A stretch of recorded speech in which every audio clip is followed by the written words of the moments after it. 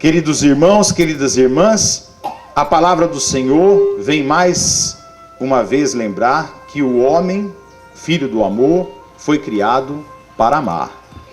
Deu-lhe Deus o paraíso, com tudo que ele contém, tudo quanto era preciso para o homem viver bem.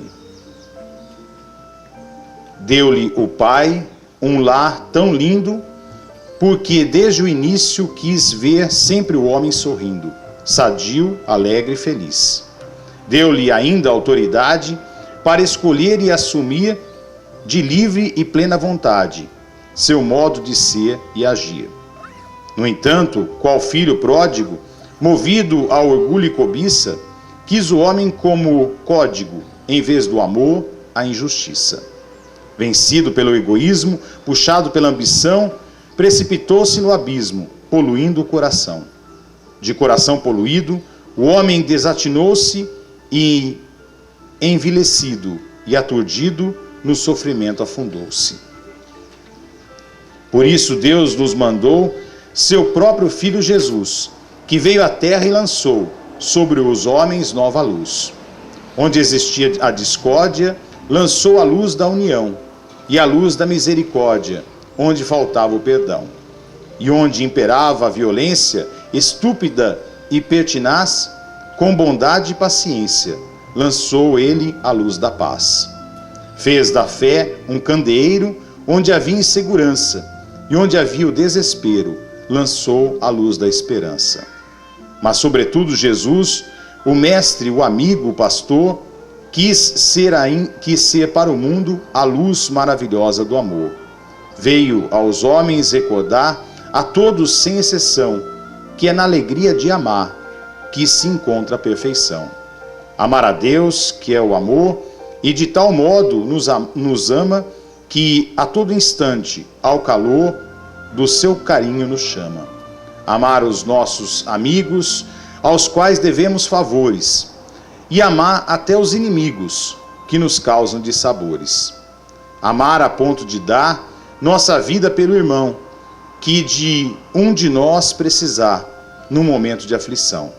Amar sempre a toda a gente e a tudo o que Deus criou, vivendo fraternalmente, como Jesus ensinou.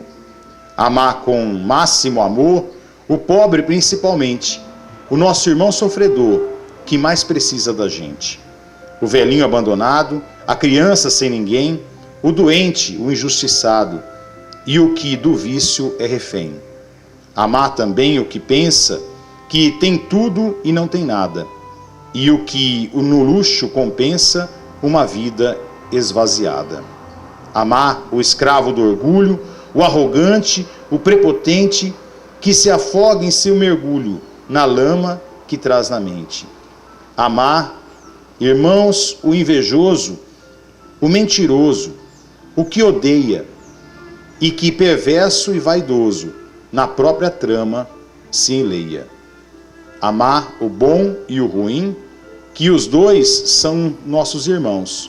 Amar Abel e Caim, e aos dois estender as mãos. Amar o irmão inocente, a quem o outro feriu, mas também o delinquente, que no mal se destruiu. Amar muito e sem julgar, sem medo e sem restrição, e ao próximo escancarar as portas do coração. Amar, irmãos, porque amar é ser feliz de verdade, e a paz de Deus partilhar no tempo e na eternidade. São palavras extremamente sábias. E eu gostaria somente de complementar todas elas, fazendo uma ligação da segunda leitura de hoje, que é a primeira carta de São João, com o Evangelho. A primeira carta de São João é esplêndida. É uma carta que é um trecho de uma carta na qual João define o próprio Deus. Ele se atreve a fazer isso. E ele define de uma forma muito simples e muito humana, mas extremamente profunda. Deus é amor. E escrevendo dessa forma, ele quer nos transmitir a ideia de que é amando e sendo amado que nós nos aproximamos de Deus. Ou seja, a forma mais concreta de viver a sintonia com Deus é através do amor. Isso em qualquer relação humana. E o que quer dizer esse amor? Quer dizer um querer bem à pessoa do outro. Não é o amor moderno. O amor moderno é o gostar. Quando a gente fala de amor, a gente fala em gostar, ter simpatia. Esse não é o amor que está no texto bíblico. O amor do texto bíblico é um querer bem à pessoa humana. Não importa as suas falhas, não importa as suas visões de mundo, não importa as suas ideologias, não importa aquilo que ela faz de concreto, se é ruim, se é bom, isso não importa. O que importa é que eu quero bem essa pessoa. E eu quero que ela cresça, amadureça, não é? Eu quero que ela se torne gente e assim por diante. Esse é o desejo que eu tenho para ela, para com ela. E isso é amar. E quando eu vivo dessa forma, nas minhas relações humanas, concretas, eu vivo uma sintonia com Deus. Então a verdadeira religião não está nas igrejas. A verdadeira religião está nas relações humanas. É isso que o ser humano tem que um dia aprender. E a partir do momento que eu vivo isso nas relações humanas, isso não quer dizer que eu me torno aquela pessoa estereotipada, bonzinha, no sentido estereótipo da palavra. Mas eu me torno uma pessoa comprometida com o crescimento do outro. Isso quer dizer que eu sou uma pessoa que tem a coragem de dizer ao outro o que realmente deve ser dito.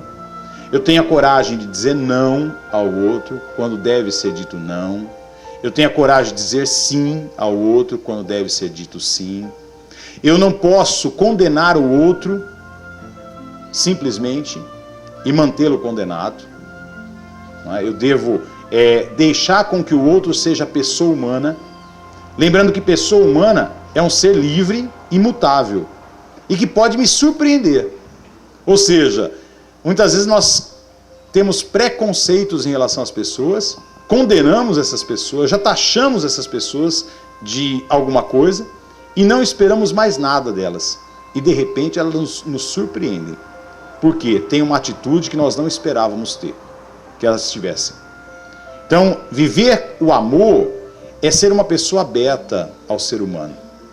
E, é claro, vivendo um compromisso com esse ser humano de tal forma que eu esteja aberto a ele e que eu possa me comprometer para o crescimento desse ser humano.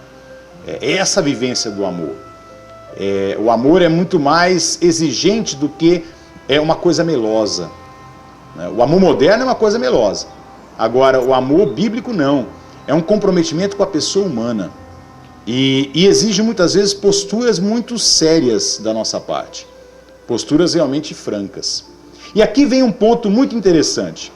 Se a humanidade vivesse realmente, ou pelo menos o Ocidente vivesse realmente o cristianismo, aquilo que está escrito nos evangelhos e aquilo que está escrito na leitura hoje, na primeira leitura de São João, a primeira carta de São João, nós teríamos nós faríamos do mundo um grande lar.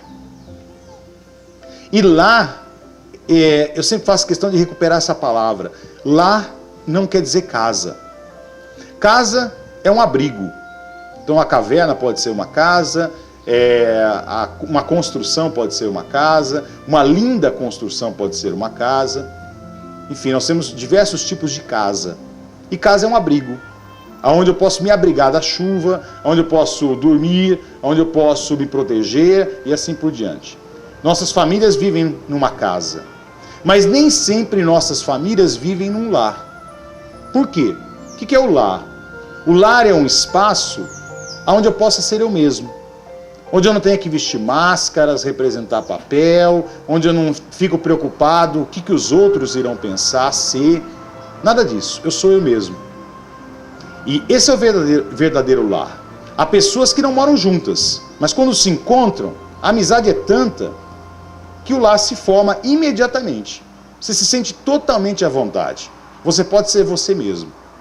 E muitas vezes, infelizmente, tem famílias que vivem debaixo do mesmo teto, dividem as despesas e tudo mais, mas não conseguiram formar um verdadeiro lar.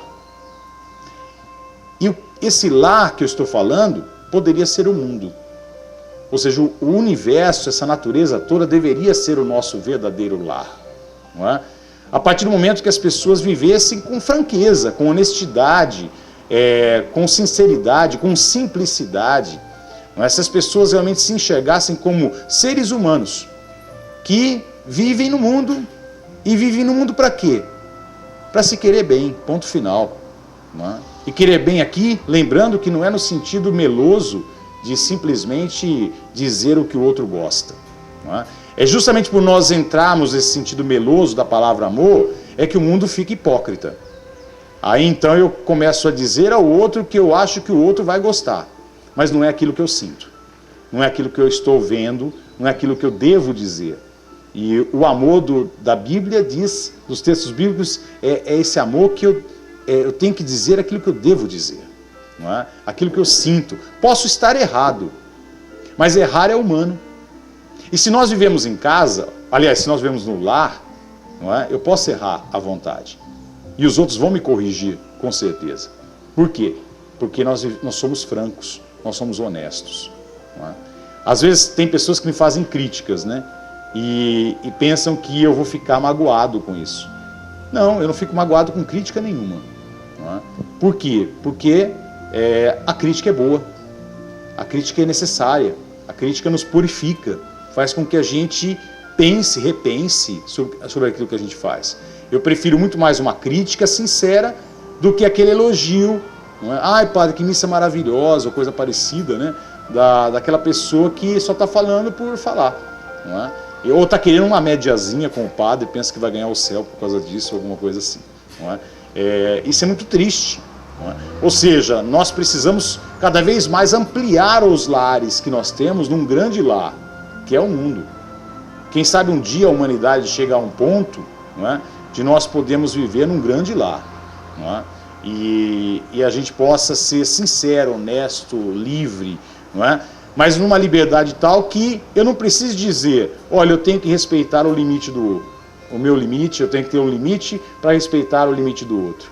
Não é? Não preciso dizer isso. Na liberdade eu sei até onde ir, porque se eu for além eu vou magoar o outro. Né? Se eu for além eu vou entrar no território do outro. Não é? Quem sabe um dia a gente chega aí. Não é? Mas nós que ainda não chegamos, estamos numa humanidade que não chegou a ser humanidade ainda, nós temos que dar passos. Essa é a nossa missão de cristão. A missão do cristão é dar passos para que a humanidade evolua, para que os filhos, os seus filhos, né? Eu não vou deixar filhos aqui, mas os seus filhos, não é? Possam viver numa sociedade melhor, os seus netos numa sociedade melhor ainda, e assim por diante. Enfim, o mundo é um grande canteiro de obras. E cada um mexe de um jeito nesse canteiro de obras. Então que nós possamos, nesse canteiro de obras que Deus nos deixou, a gente possa melhorar, aperfeiçoar esse canteiro de obras.